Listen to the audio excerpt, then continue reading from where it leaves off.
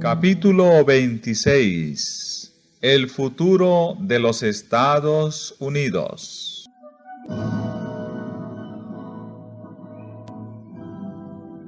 Fue abierto el templo de Dios en el cielo, y fue vista en su templo el arca de su pacto. El arca del pacto de Dios está en el lugar santísimo, en el segundo departamento del santuario. En el servicio del tabernáculo terrenal, que servía de mera representación y sombra de las cosas celestiales, este departamento solo se abría en el gran día de las expiaciones para la purificación del santuario. Por consiguiente, la proclamación de que el templo de Dios fue abierto en el cielo y fue vista el arca de su pacto indica que el lugar santísimo del santuario celestial fue abierto en 1844, cuando Cristo entró en él para consumar la obra final de la expiación. Los que por fe siguieron a su gran sumo sacerdote, cuando dio principio a su ministerio en el lugar santísimo, contemplaron el arca de su pacto. Habiendo estudiado el asunto del santuario, llegaron a entender el cambio que se había realizado en el ministerio del Salvador, y vieron que éste estaba entonces oficiando como intercesor ante el arca de Dios, y ofrecía su sangre en favor de los pecadores.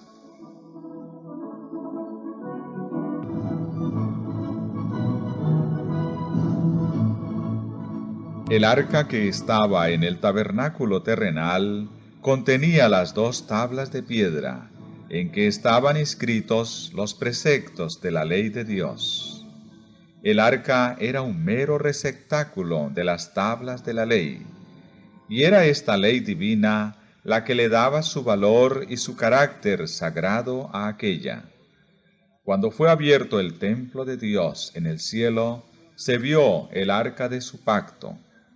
En el lugar santísimo, en el santuario celestial, es donde se encuentra inviolablemente encerrada la ley divina, la ley promulgada por el mismo Dios entre los truenos del Sinaí y escrita con su propio dedo en las tablas de piedra.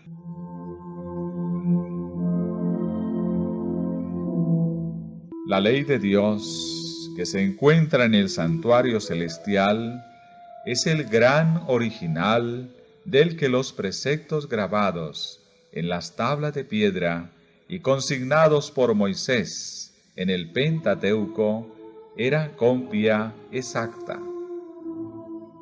Los que llegaron a comprender este punto importante fueron inducidos a reconocer el carácter sagrado e invariable de la ley divina.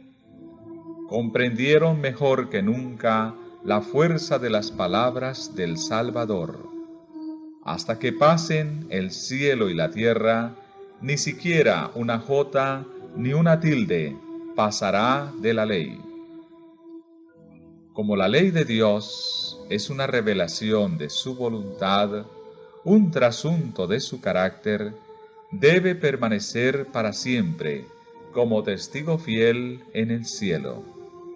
Ni un mandamiento ha sido anulado, ni un punto ni un tilde han sido cambiados. Dice el salmista: hasta la eternidad, oh Jehová, tu palabra permanece en el cielo. Seguros son todos sus preceptos, establecidos para siempre jamás.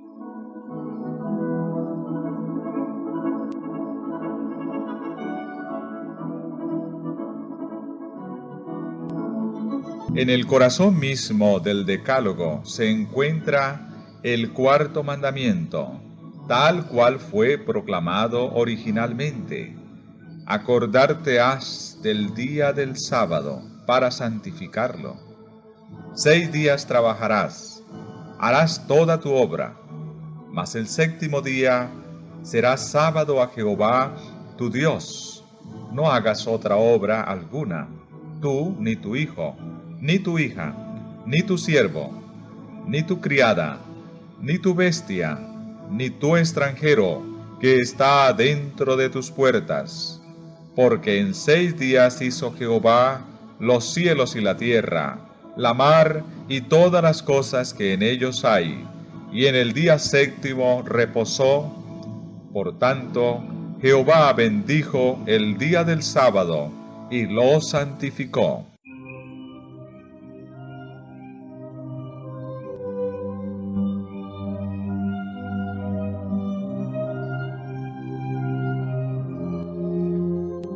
El Espíritu de Dios obró en los corazones de esos cristianos que estudiaban su palabra y quedaron convencidos de que, sin saberlo, habían transgredido este precepto al despreciar el día de descanso del Creador.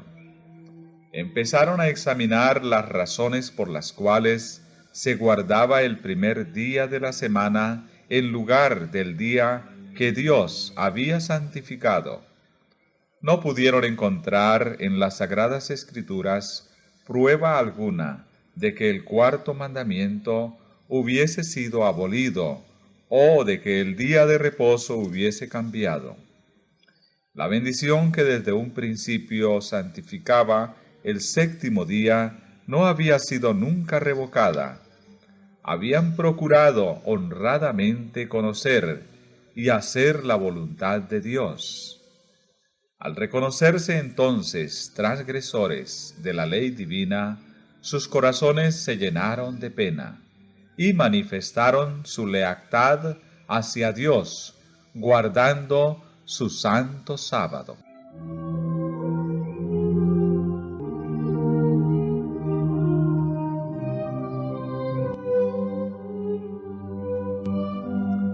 Se hizo cuanto se pudo por conmover su fe. Nadie podía dejar de ver que si el santuario terrenal era una figura o modelo del celestial, la ley depositada en el arca, en la tierra, era exacto trasunto de la ley encerrada en el arca del cielo, y que aceptar la verdad relativa al santuario celestial envolvía el reconocimiento de las exigencias de la ley de Dios y la obligación de guardar el sábado del cuarto mandamiento. En esto estribaba el secreto de la oposición violenta y resuelta que se le hizo a la exposición armoniosa de las Escrituras que revelaban el servicio desempeñado por Cristo en el santuario celestial. Los hombres trataron de cerrar la puerta que Dios había abierto y de abrir la que Él había cerrado. Pero el que abre y ninguno cierra, y cierra y ninguno abre, había declarado: He aquí he puesto delante de ti una puerta abierta, la cual nadie podrá cerrar. Cristo había abierto la puerta o ministerio del lugar santísimo. La luz brillaba desde la puerta abierta del santuario celestial, y se vio que el cuarto mandamiento estaba incluido en la ley allí encerrada. Lo que Dios había establecido, nadie podía derribarlo.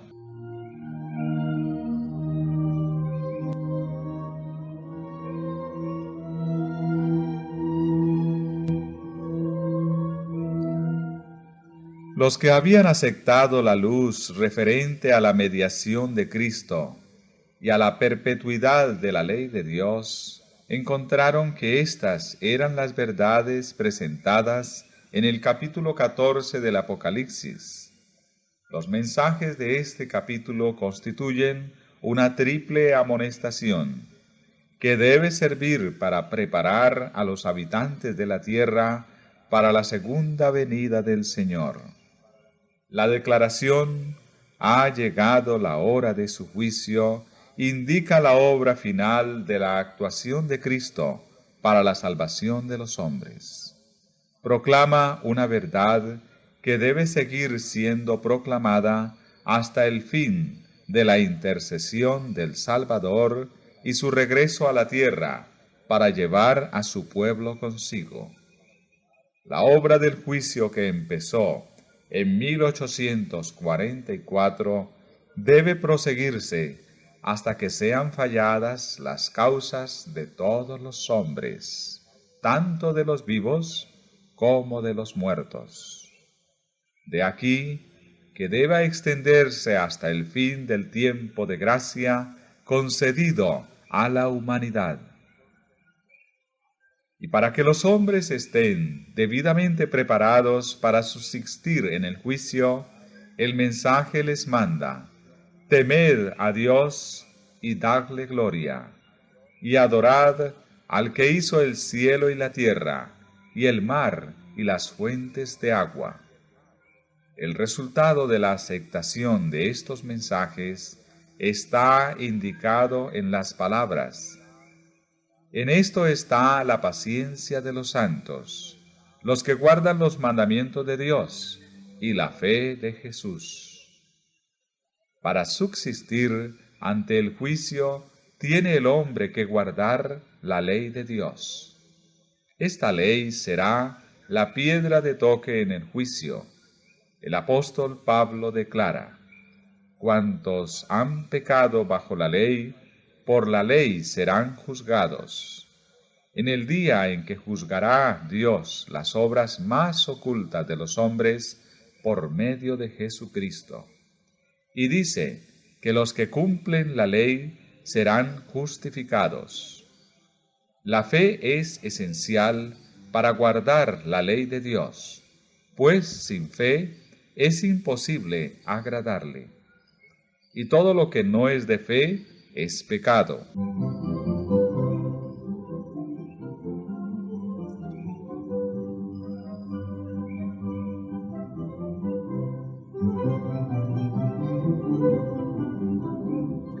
El primer ángel exhorta a los hombres a que teman al Señor y le den honra, y a que le adoren como Creador del cielo y de la tierra.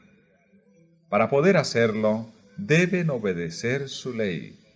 El sabio dice: teme a Dios y guarda sus mandamientos, porque esto es la suma del deber humano. Sin obediencia a sus mandamientos, ninguna adoración puede agradar a Dios. Este es el amor de Dios, que guardemos sus mandamientos. El que aparte sus oídos para no escuchar la ley, verá que su oración misma es cosa abominable.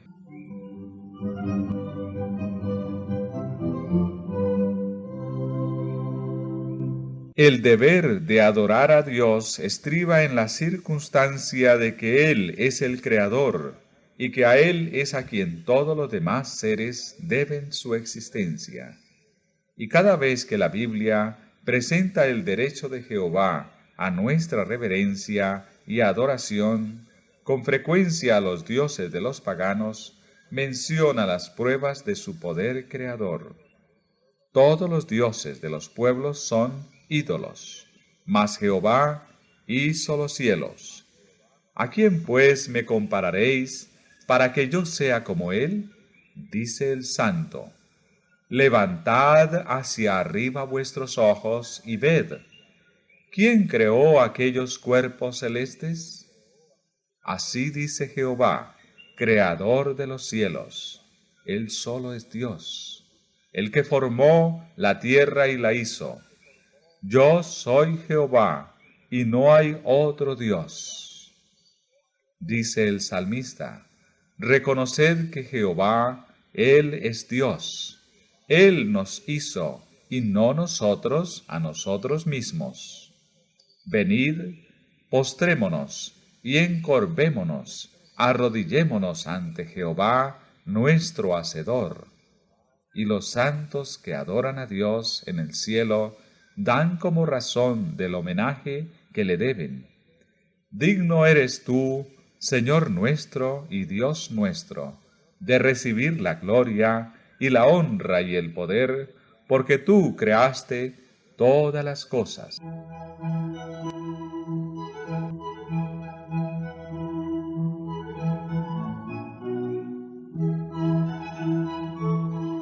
En el capítulo 14 del Apocalipsis se exhorta a los hombres a que adoren al Creador. Y la profecía expone a la vista una clase de personas que, como resultado del triple mensaje, guardan los mandamientos de Dios. Uno de estos mandamientos señala directamente a Dios como Creador. El cuarto precepto declara: el séptimo día será sábado a Jehová tu Dios. Porque en 6 días hizo Jehová los cielos y la tierra, la mar y todas las cosas que en ellos hay. Y en el día séptimo reposó. Por tanto Jehová bendijo el día del sábado y lo santificó. Respecto al sábado, el Señor dice además que será una señal, para que sepáis que yo soy Jehová, vuestro Dios. Y la razón aducida es, porque en 6 días hizo Jehová los cielos y la tierra, y en el séptimo día cesó y reposó.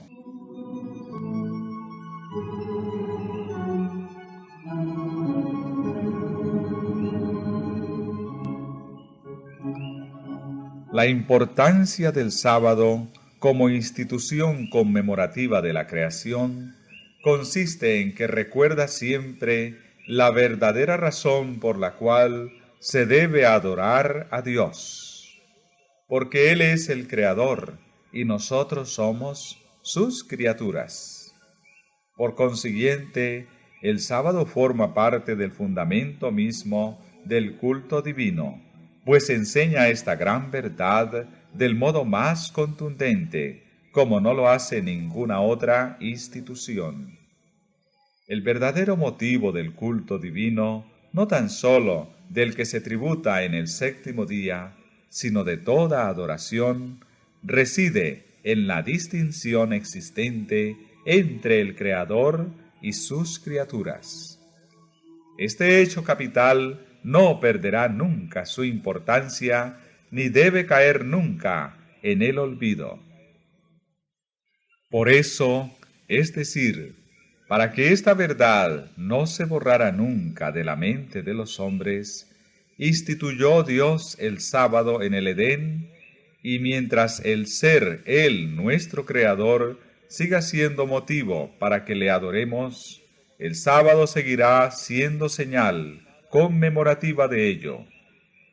Si el sábado se hubiese observado universalmente, los pensamientos e inclinaciones de los hombres se habrían dirigido hacia el Creador como objeto de reverencia y adoración, y nunca habría habido un idólatra, un ateo o un incrédulo.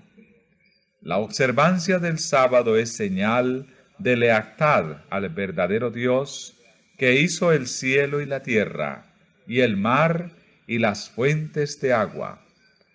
Resulta pues que el mensaje que manda a los hombres, adorar a Dios y guardar sus mandamientos, los ha de invitar especialmente a observar el cuarto mandamiento.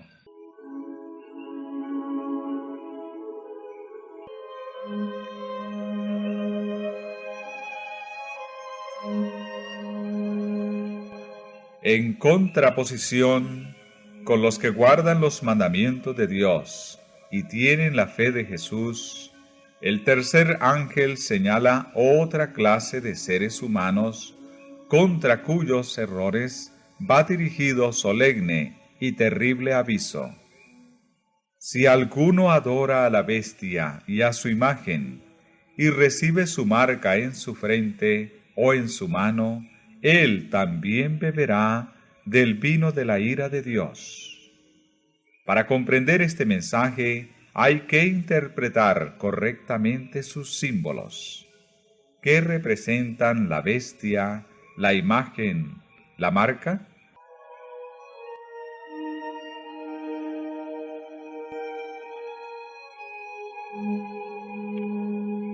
La hilación profética en la que se encuentran estos símbolos empieza en el capítulo 12 del Apocalipsis, con el dragón que trató de destruir a Cristo cuando nació. En dicho capítulo vemos que el dragón es Satanás. Fue él quien indujo a Herodes a procurar la muerte del Salvador. Pero el agente principal de Satanás, al guerrear contra Cristo y su pueblo durante los primeros siglos de la era cristiana, fue el Imperio Romano, en el cual prevalecía la religión pagana. Así que si bien el dragón representa primero a Satanás, en sentido derivado es un símbolo de la Roma pagana.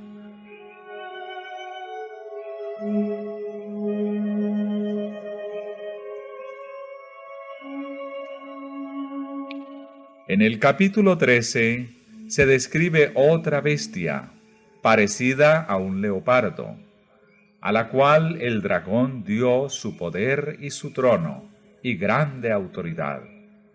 Este símbolo, como lo han creído la mayoría de los protestantes, representa al papado, el cual heredó el poder y la autoridad del antiguo imperio romano.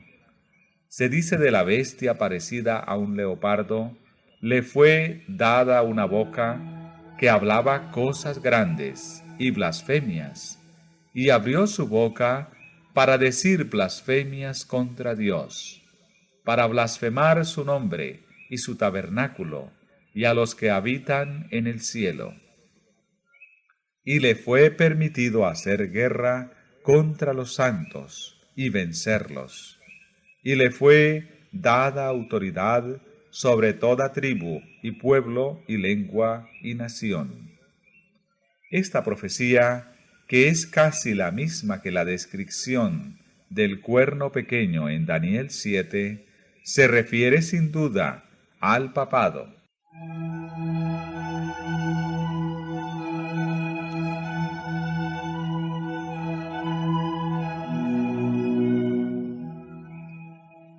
Le fue dada autoridad para hacer sus obras 42 meses, y dice el profeta: vi una de sus cabezas como si hubiese sido herida de muerte. Y además, si alguno lleva en cautiverio, al cautiverio irá. Si alguno mata con espada, es preciso que él sea muerto a espada. Los 42 meses son lo mismo que un tiempo y 2 tiempos, y la mitad de un tiempo, 3 años y medio, o 1260 días de Daniel 7, el tiempo durante el cual el poder papal debía oprimir al pueblo de Dios.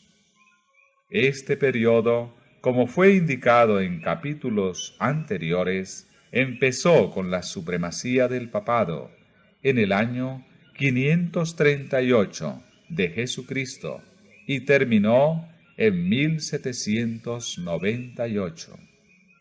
Entonces, el Papa fue hecho prisionero por el ejército francés. El poder papal recibió su golpe mortal y quedó cumplida la predicción: si alguno lleva en cautiverio, al cautiverio irá.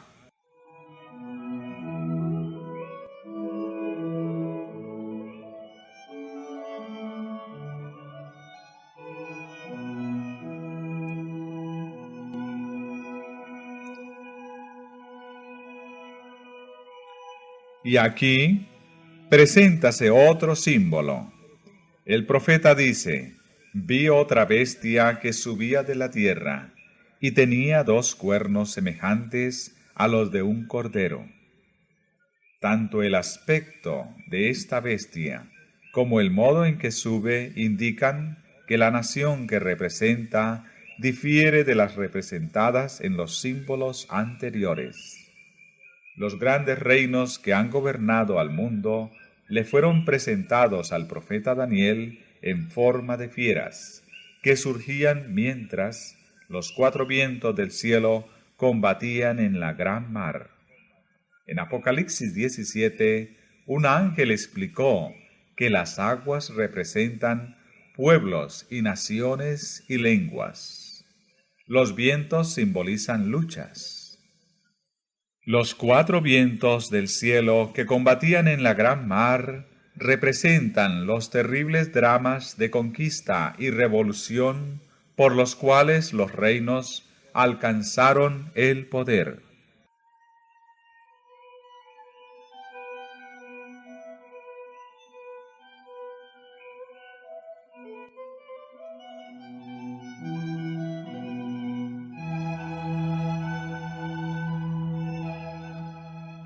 Pero la bestia con cuernos semejantes a los de un cordero subía de la tierra. En lugar de derribar a otras potencias para establecerse, la nación así representada debe subir en territorio hasta entonces desocupado y crecer gradual y pacíficamente. No podía, pues, subir entre las naciones populosas y belicosas del viejo mundo, ese mar turbulento de pueblos y muchedumbres y naciones y lenguas. Hay que buscarla en el continente occidental.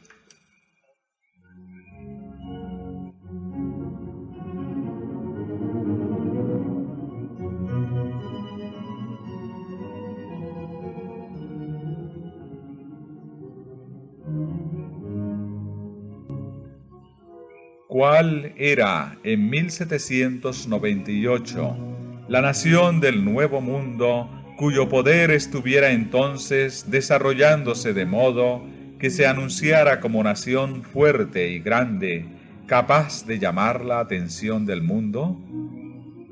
La aplicación del símbolo no admite duda alguna. Una nación, y sólo una, responde a los datos y rasgos característicos de esta profecía. No hay duda de que se trata aquí de los Estados Unidos de Norteamérica. Una y otra vez, el pensamiento y los términos del autor sagrado han sido empleados inconscientemente por los oradores e historiadores al describir el nacimiento y crecimiento de esta nación. El profeta vio que la bestia subía de la tierra, y según los traductores, la palabra dada aquí por subía significa literalmente crecía o brotaba como una planta. Y como ya lo vimos, la nación debe nacer en territorio hasta entonces desocupado. Un escritor notable, al describir el desarrollo de los Estados Unidos, habla del misterio de su desarrollo de la nada, y dice, como silenciosa semilla, crecimos hasta llegar a ser un imperio. Un periódico europeo habló en 1850 de los Estados Unidos como de un imperio maravilloso que surgía y que en el silencio de la tierra crecía constantemente en poder y gloria. Eduardo Everett, en un discurso acerca de los peregrinos, fundadores de esta nación, dijo: buscaron un lugar retirado que por su oscuridad resultara inofensivo y seguro en su aislamiento, donde la pequeña iglesia de Leiden pudiese tener libertad de conciencia. He aquí las inmensas regiones sobre las cuales, en pacífica conquista, han plantado los estandartes de la cruz. Discurso pronunciado en Plymouth, Massachusetts, el 22 de diciembre de 1824.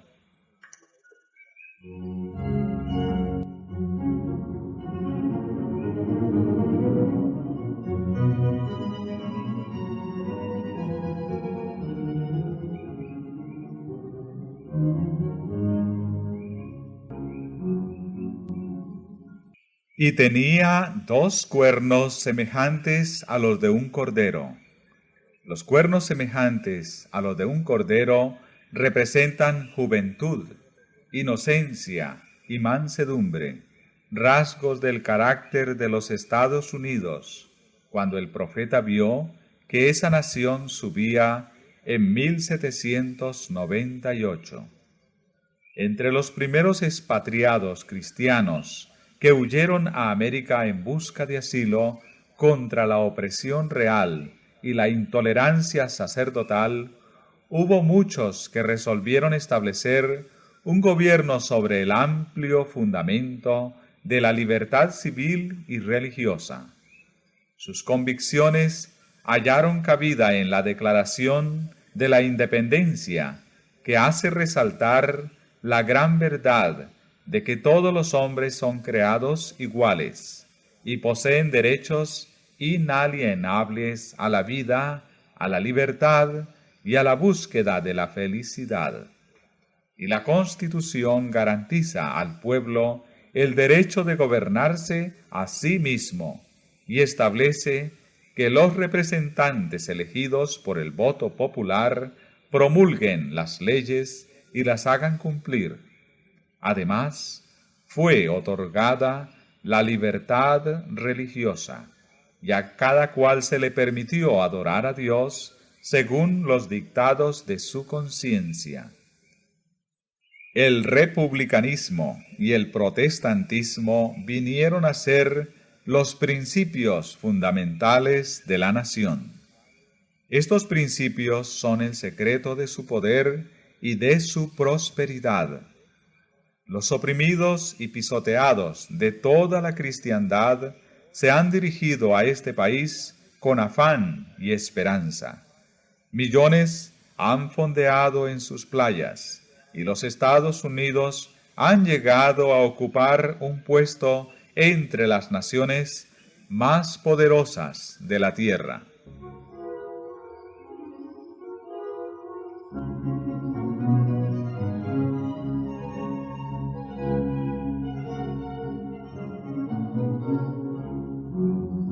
Pero la bestia que tenía cuernos como un cordero, hablaba como dragón, y ejerce toda la autoridad de la primera bestia en su presencia, y hace que la tierra y los que en ella habitan adoren a la bestia primera, cuya herida mortal fue sanada, diciendo a los habitantes de la tierra que hagan una imagen de la bestia que recibió el golpe de espada y sin embargo vivió.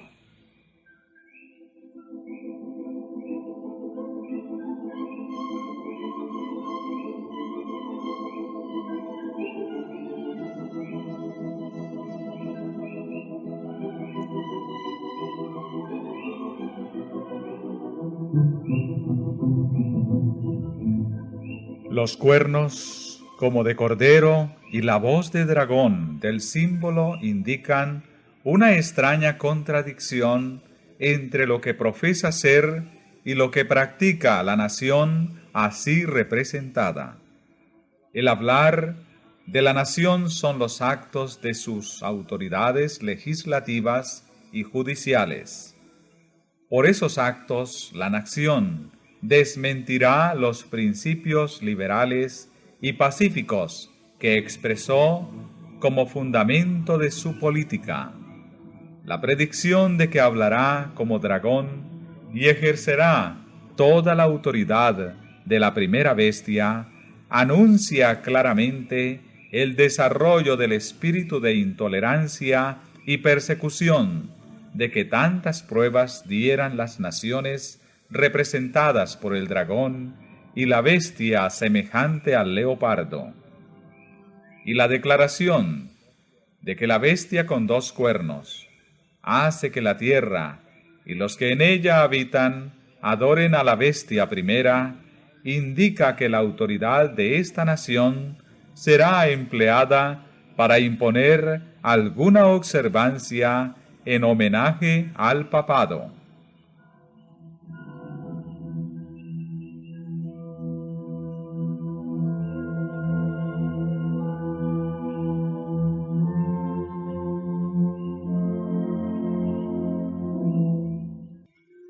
Semejante actitud sería abiertamente contraria a los principios de este gobierno, al genio de sus instituciones libres, a los claros y solemnes reconocimientos contenidos en la Declaración de la Independencia y contrarios finalmente a la Constitución.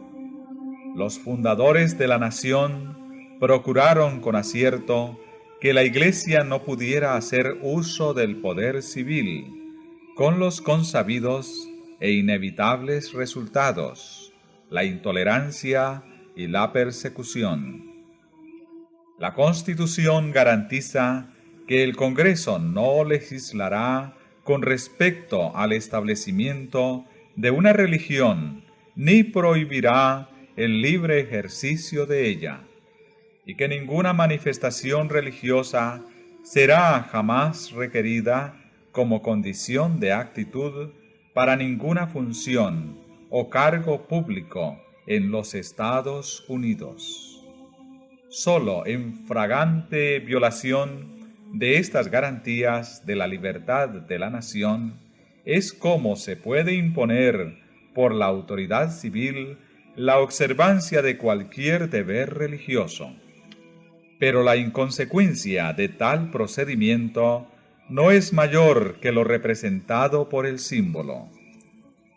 Es la bestia con cuernos semejantes a los de un cordero que profesa ser pura, mansa, inofensiva, y que habla como un dragón.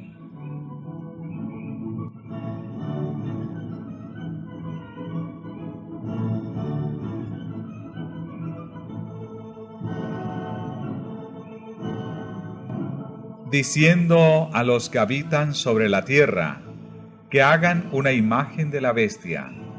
Aquí tenemos presentada a las claras una forma de gobierno en el cual el poder legislativo descansa en el pueblo, y ello prueba que los Estados Unidos de Norteamérica constituyen la nación señalada por la profecía.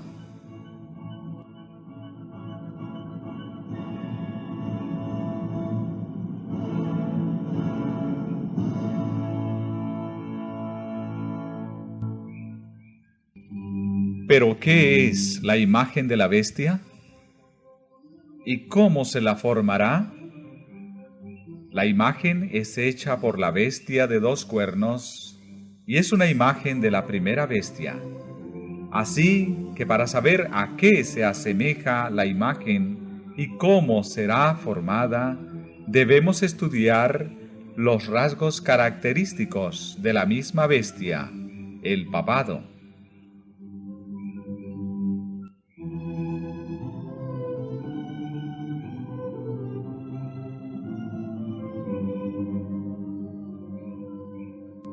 Cuando la iglesia primitiva se corrompió al apartarse de la sencillez del Evangelio y al aceptar costumbres y ritos paganos, perdió el espíritu y el poder de Dios. Y para dominar las conciencias, buscó el apoyo del poder civil.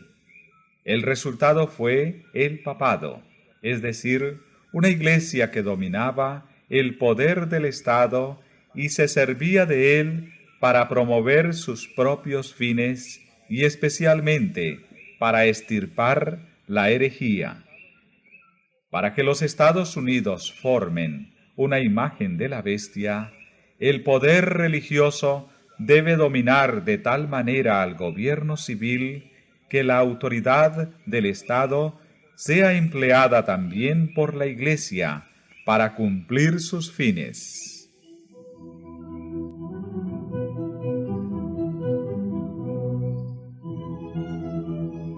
Siempre que la Iglesia alcanzó el poder civil, lo empleó para castigar a los que no admitían todas sus doctrinas.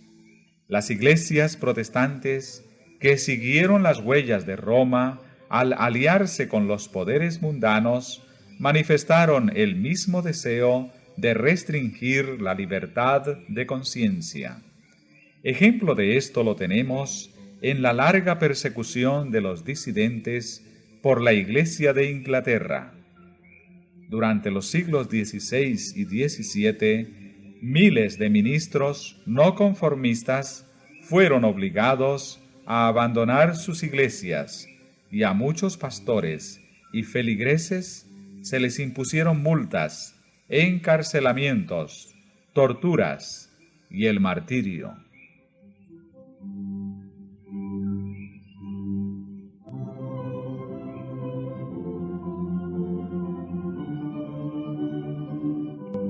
Fue la apostasía lo que indujo a la Iglesia primitiva a buscar la ayuda del gobierno civil, y esto preparó el camino para el desarrollo del papado, simbolizado por la bestia.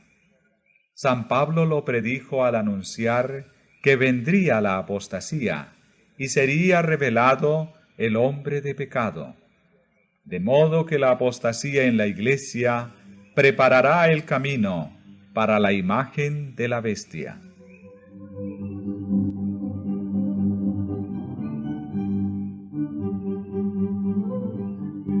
La Biblia declara que antes de la venida del Señor habrá un estado de decadencia religiosa análoga a la de los primeros siglos. En los postreros días vendrán tiempos peligrosos, porque los hombres serán amadores de sí mismos, amadores del dinero, jactanciosos, soberbios, blasfemos, desobedientes a sus padres, ingratos, impíos, sin afecto natural, implacables, calumniadores, incontinentes, fieros, aborrecedores de los que son buenos, traidores, protervos, hinchados de orgullo, amadores de los placeres, más bien que amadores de Dios, teniendo la forma de la piedad, mas negando el poder de ella. Empero, el Espíritu dice expresamente que en tiempos venideros algunos se apartarán de la fe, prestando atención a espíritus seductores y a enseñanzas de demonios. Satanás obrará con todo poder y con señales, y con maravillas mentirosas, y con todo el artificio de la injusticia. Y todos los que no admitieron el amor de la verdad para que fuesen salvos, serán dejados para que acepten operación de error, a fin de que crean a la mentira. Cuando se haya llegado a este estado de impiedad, se verán los mismos resultados que en los primeros siglos.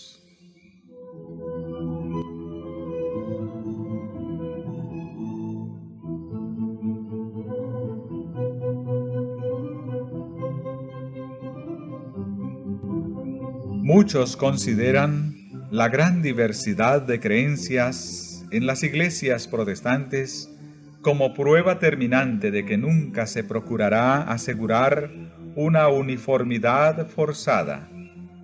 Pero desde hace años se viene notando entre las iglesias protestantes un poderoso y creciente sentimiento en favor de una unión basada en puntos comunes de doctrina. Para asegurar tal unión, debe necesariamente evitarse toda discusión de asuntos en los cuales no todos están de acuerdo. por importantes que sean desde el punto de vista bíblico.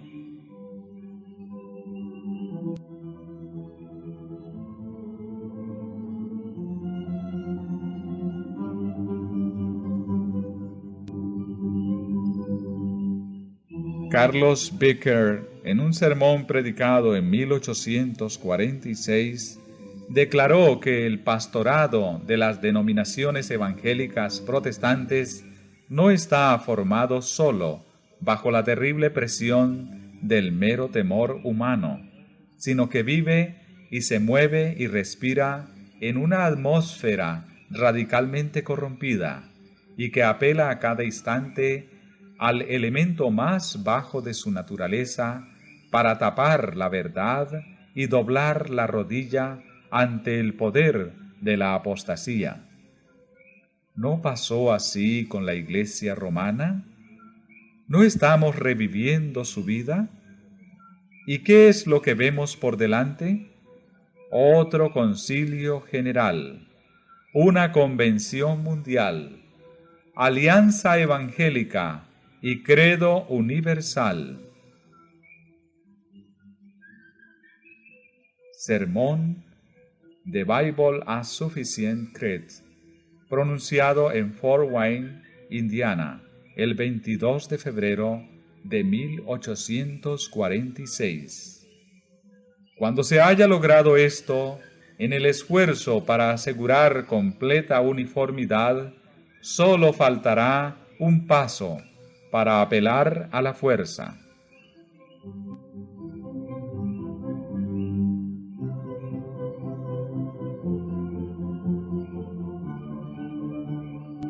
Cuando las iglesias principales de los Estados Unidos, uniéndose en puntos comunes de doctrina, influyan sobre el Estado para que imponga los decretos y las instituciones de ellas, entonces la América protestante habrá formado una imagen de la jerarquía romana y la inflicción de penas civiles contra los disidentes vendrá de por sí sola.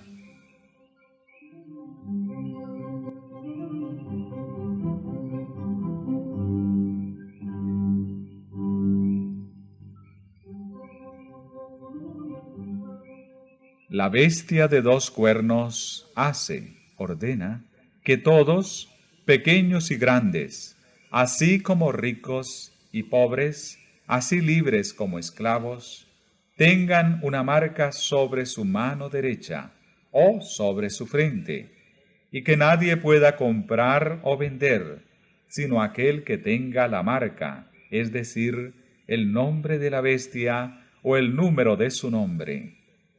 La amonestación del tercer ángel es: si alguno adora a la bestia y a su imagen, y recibe su marca en su frente o en su mano, él también beberá del vino de la ira de Dios.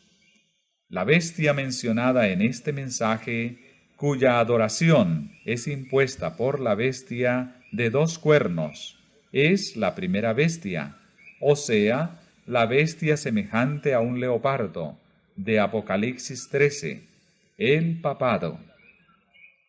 La imagen de la bestia representa la forma de protestantismo apóstata que se desarrollará cuando las iglesias protestantes busquen la ayuda del poder civil para la imposición de sus dogmas.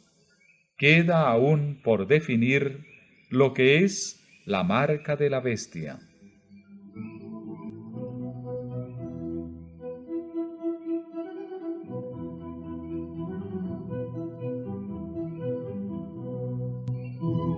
Después de amonestar contra la adoración de la bestia y de su imagen, la profecía dice: aquí está la paciencia de los santos, aquí están los que guardan los mandamientos de Dios y la fe de Jesús. En vista de que los que guardan los mandamientos de Dios están puestos así en contraste con los que adoran la bestia y su imagen y reciben su marca, se deduce que la observancia de la ley de Dios, por una parte, y su violación por la otra, establecen la distinción entre los que adoran a Dios y los que adoran a la bestia.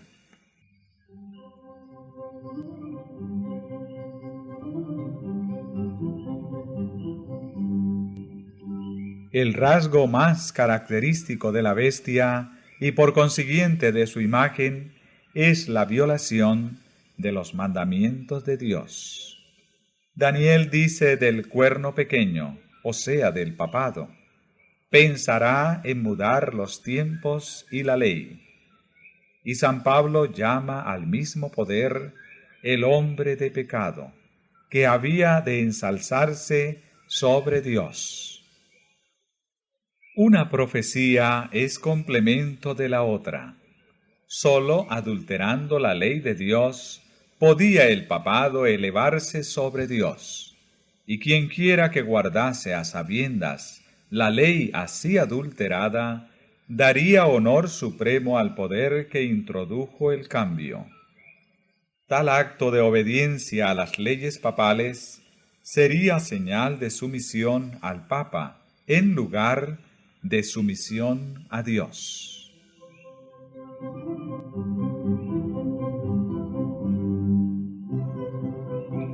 El papado intentó alterar la ley de Dios. El segundo mandamiento, que prohíbe el culto de las imágenes, ha sido borrado de la ley, y el cuarto mandamiento ha sido adulterado de manera que autorice la observancia del primer día en lugar del séptimo como día de reposo. Pero los papistas aducen, para justificar la supresión del segundo mandamiento, que éste es inútil, puesto que está incluido en el primero, y que ellos dan la ley tal cual Dios tenía propuesto que fuese entendida. Este no puede ser el cambio predicho por el profeta. Se trata de un cambio intencional y deliberado. Pensará en mudar los tiempos y la ley. El cambio introducido en el cuarto mandamiento cumple exactamente la profecía. La única autoridad que se invoca para dicho cambio es la de la Iglesia. Aquí, el poder papal se ensalza abiertamente sobre Dios.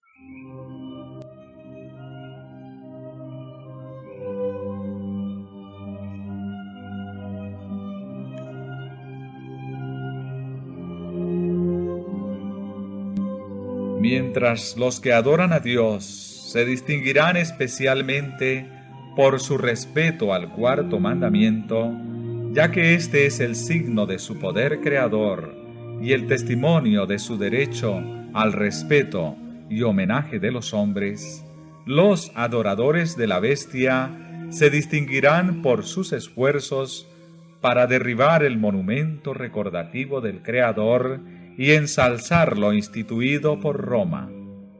Las primeras pretensiones arrogantes del papado fueron hechas en favor del domingo, y la primera vez que recurrió al poder del Estado fue para imponer la observancia del domingo como día del Señor.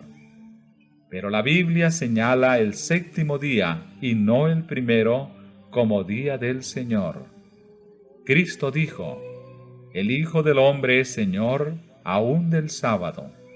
El cuarto mandamiento declara que el día séptimo es día de descanso, margen sábado, consagrado a Jehová. Y por boca del profeta Isaías el Señor lo llama mi día santo.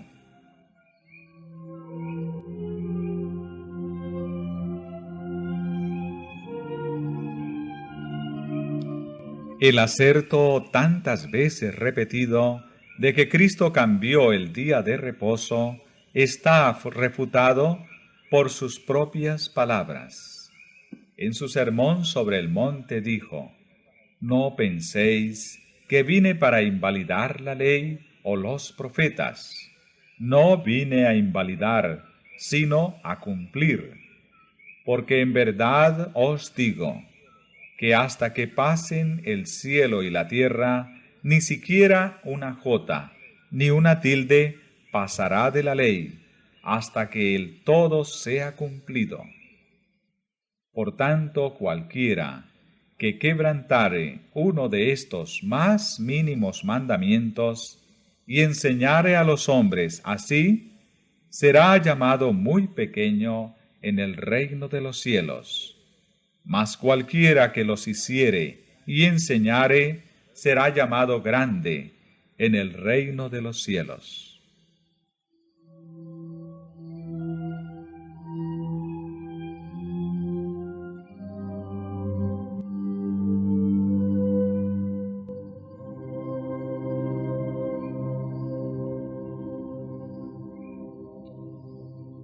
Es un hecho generalmente admitido por los protestantes que las Sagradas Escrituras no autorizan en ninguna parte el cambio del día de reposo. Esto se confirma en publicaciones de la Sociedad Americana de Tratados y la Unión Americana de Escuelas Dominicales. Una de estas obras reconoce que el Nuevo Testamento no dice absolutamente nada en cuanto a un mandamiento explícito en favor del día de reposo o a reglas definidas relativas a su observancia.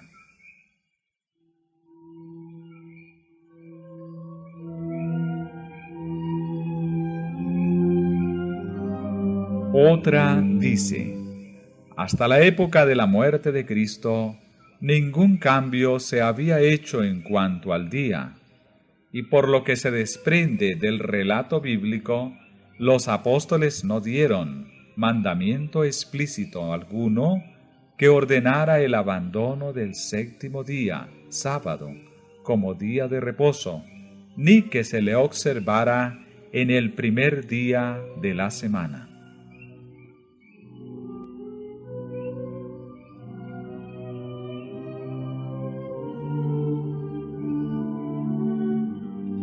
Los católicos romanos reconocen que el cambio del día de descanso fue hecho por su Iglesia y declaran que al observar el domingo, los protestantes reconocen la autoridad de ella.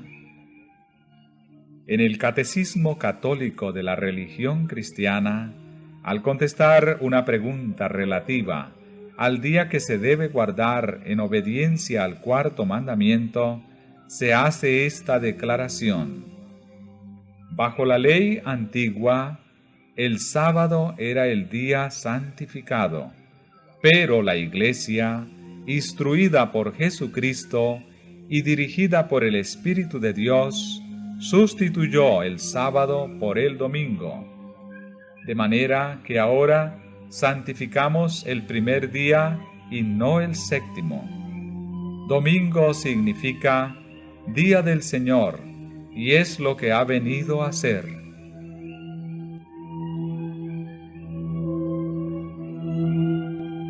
Como signo de la autoridad de la Iglesia Católica, los escritores católicos citan el acto mismo de cambiar el sábado al domingo, cambio en que los protestantes consienten, porque al guardar estrictamente el domingo, ellos reconocen el poder de la Iglesia para ordenar fiestas y para imponerlas so pena de incurrir en pecado. ¿Qué es, pues, el cambio del día de descanso, sino el signo o marca de la autoridad de la Iglesia romana, la marca de la bestia?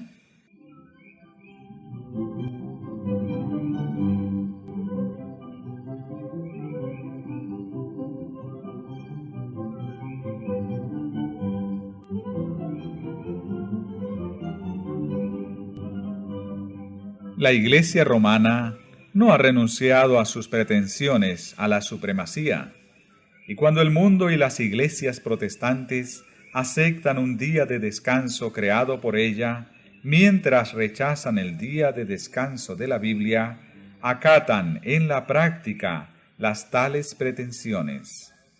Pueden apelar a la autoridad de la tradición y de los padres para apoyar el cambio, pero al hacerlo pasan por alto el principio mismo que los separa de Roma, es a saber, que la Biblia, y la Biblia sola, es la religión de los protestantes.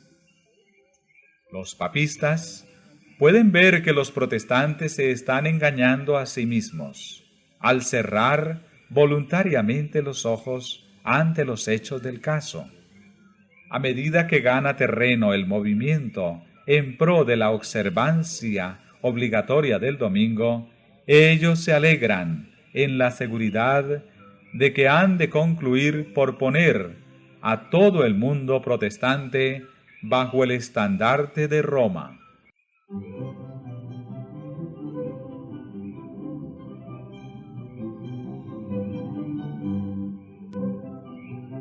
Los romanistas declaran que la observancia del domingo por los protestantes es un homenaje que rinden, mal de su grado, a la autoridad de la Iglesia católica.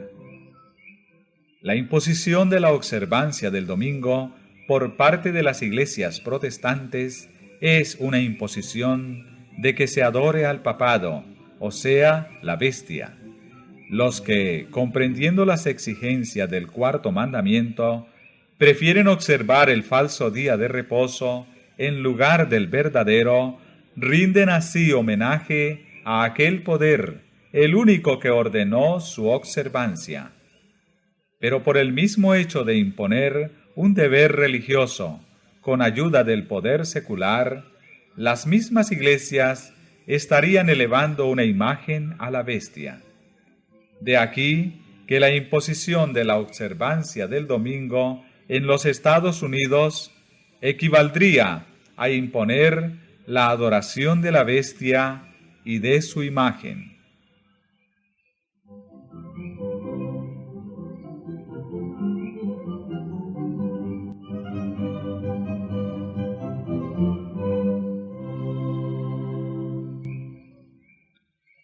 Pero los cristianos de las generaciones pasadas observaron el domingo, creyendo guardar así el día de descanso bíblico. Y ahora hay verdaderos cristianos en todas las iglesias, sin exceptuar la Iglesia Católica, que creen honradamente que el domingo es el día de reposo divinamente instituido. Dios acepta su sinceridad de propósito y su integridad. Pero cuando la observancia del domingo sea impuesta por la ley y el mundo sea ilustrado respecto a la obligación del verdadero día de descanso, entonces el que transgrediere el mandamiento de Dios para obedecer un precepto que no tiene mayor autoridad que la de Roma, honrará con ello al papado por encima de Dios.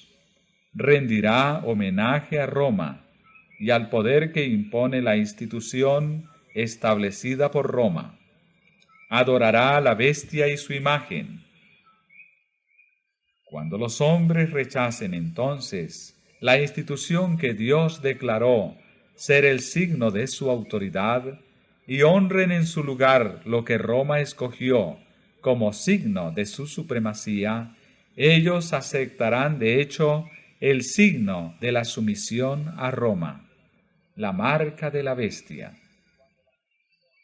Y sólo cuando la cuestión haya sido expuesta así a las claras ante los hombres, y ellos hayan sido llamados a escoger entre los mandamientos de Dios y los mandamientos de los hombres, será cuando los que perseveren en la transgresión recibirán la marca de la bestia.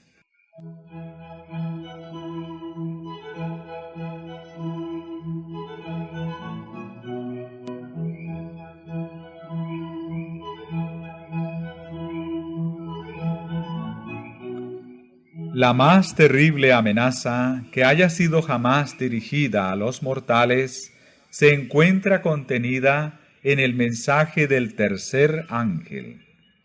Debe ser un pecado horrendo el que atrae la ira de Dios sin mezcla de misericordia. Los hombres no deben ser dejados en la ignorancia tocante a esta importante cuestión. La amonestación contra este pecado debe ser dada al mundo antes que los juicios de Dios caigan sobre él, para que todos sepan por qué deben consumarse, y para que tengan oportunidad para librarse de ellos. La profecía declara que el primer ángel hará su proclamación a cada nación, tribu, lengua y pueblo. El aviso del tercer ángel, que forma parte de ese terrible mensaje, no tendrá menos alcance. La profecía dice de él que será proclamado en alta voz por un ángel que vuele por medio del cielo y llamará la atención del mundo.